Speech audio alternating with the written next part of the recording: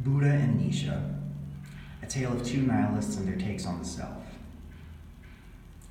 Most belief systems throughout the world are dependent on some sort of objective truth, be it the existence of God, the existence of an afterlife, or the functionality of the universe. It is from these objective truths that most cultures derive other things such as meaning and ethics. However, the problem with these so-called objective truths is that they are not objective at all, but rather subjective and something that are invented by humans in order to give our lives purpose and meaning. It is because of the subjectivity of these things that the philosophy of nihilism developed. Nihilism is a viewpoint that traditional values and beliefs are unfounded and that existence is senseless and useless. Derived from this is the notion that nothing fundamentally exists, and if nothing fundamentally exists, nothing really matters. Now, this has led it to be called an anti-philosophy, because philosophy is meant to answer questions, while nihilism simply throws the thinker to the wolves. Without an objective truth, how do we know right from wrong? How do we have a concrete sense of self if the self is not permanent, if we have no soul? Now, this daunting philosophy is intimidating to many, but was taken and ran with by two famous thinkers, Nietzsche and Buddha. Today, I'm going to tell you about their nihilisms and how they affect their ideals about the self. While both believe that the self is not inherent and that it is to be managed by the individual, they are very different in the fact that Nietzsche's ideal self embraces human nature, whereas Buddha does its best to suppress it. Friedrich Wilhelm Nietzsche was a cultural critic and professor, among many other things, who was born in Prussia in 1844. He was famous for his extreme cunning and was put at head of his department as a professor when he was still in his young 20s. Some of his most famous works include Thus Spoke Zarathustra, The Gay Science, and On the Genealogy of Morals. When he was 44 years old, he saw a horse being whipped, and in a fit of hysteria, ran up to the horse, embraced it, and collapsed. The rest of his life was lived in a sad state of senility. Now, in his early years, Nietzsche intended to be a pastor, as a majority of educated people did at the time. However, upon close examination and several moments of realization, he abandoned his faith in favor for Darwinism and atheism. Now, as a result of his lack of belief in the self and lack of belief in traditionally founded truths that were derived from creationism, he came up with the concept of Selbstüberwindung. Selbstüberwindung, or self-overcoming, is the idea that the self, because it is not created by a creator and is not given meaning from birth, is something that needs to be created by the individual. Meaning needs to be created by the individual, etc. Now, this individual, if doing these things properly, would be the Übermensch. The Übermensch, introduced in Thus Spoke Zarathustra, is a psychological superhuman. They are known for being, or Nietzsche described them as being very intellectually independent, very non-fearful of human urges, and very earthly, not subscribing to any of the ethereal things that Christianity places great importance on. Now, it is important to know that this Übermensch was by no means supposed to be an extreme altruist. In fact, it was actually noted by Nietzsche that the Übermensch should not be afraid of violence, as violence was a key component of evolution, and as a Darwinist, he saw the objective of humanity to evolve further, which would involve great brutality, as evolution always does. Buddha, or Siddhartha Gautama, was born in India into a Hindu family where he was set to be a prince. He lived in the palace in seclusion for years and years until one day he finally left the grounds only to witness suffering and death. He was shocked by this.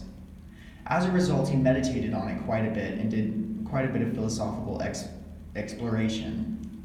Today, his philosophical groundings have now become the widespread religion Buddhism.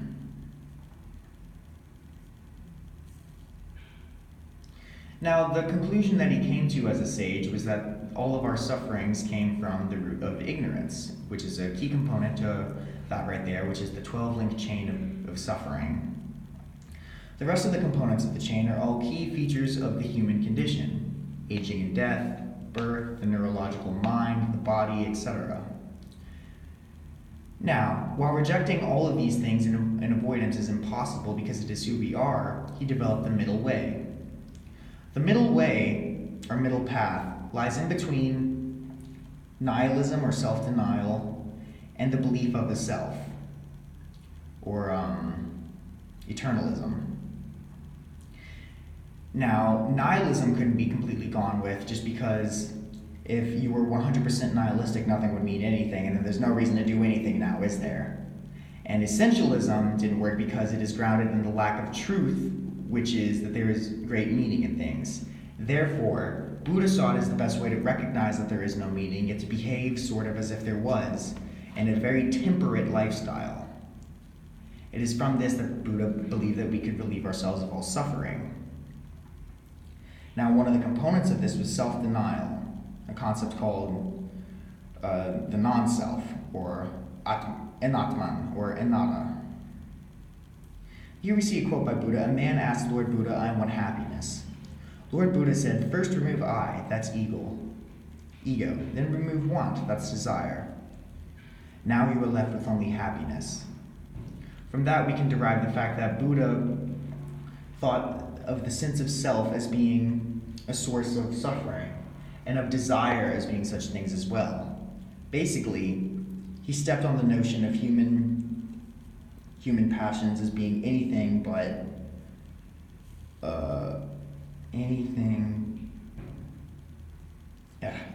being anything useful. Now, this idea is very well exemplified by the Buddhist monks that engage in the practice of setting themselves in flame and protest, as they do so without any regard for their own safety and with a bigger picture in mind. Yikes, look at that guy. Now, the comparison of these two is quite clear. Buddha, like Nietzsche, came from a very faith-filled background. Hindu India was pretty extreme, the caste system was pretty rigid, and in order to escape from this, he took away, or he removed from his mind and his philosophy all senses of objective meaning, and instead did one of creation. You create the self. Nietzsche had a similar idea. It's the self-overcoming. Basically, in their nihilism, they both believed that it was the responsibility of the individual to come up with their self. Now, for the eventual end of it, of creating an ultimately healthy human being. Now, where they differed was their vision of the self, their vision of the ultimately healthy human being. Buddha believed that it was someone who shut down all human desires and passions, as they were the source of all suffering. In doing so, you would have to embody great kindness and stoicness, never envying anything. Nietzsche, on the other hand, as a Darwinist among other things, was an extreme believer in human passions, human desire, envy, etc.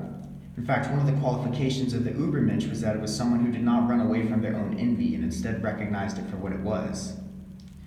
Nietzsche viewed this denial of the self, the self-deprivation of Buddha as, funny enough, nihilistic. That's the word he used to describe it. He also referred to it as being life-negating, in that it negated the natural tendencies of the human being to an extent that he saw as being ridiculous.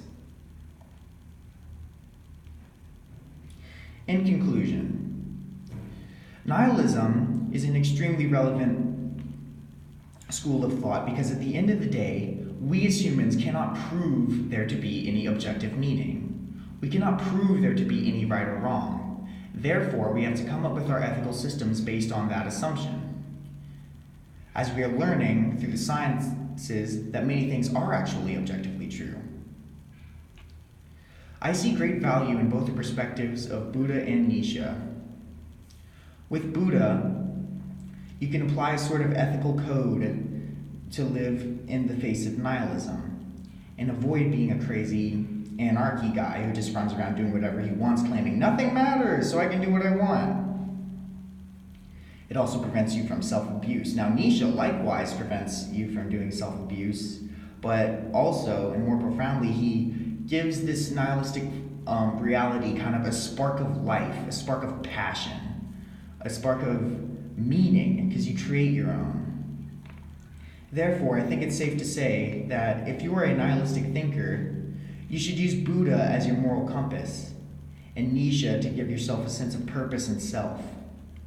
Also, the Buddha in you will keep the Nietzsche, the crazy Ubermensch in you, in check. Thank you so much for hearing this presentation. I hope that you guys actually watched this video, and have a good rest of y'all's year.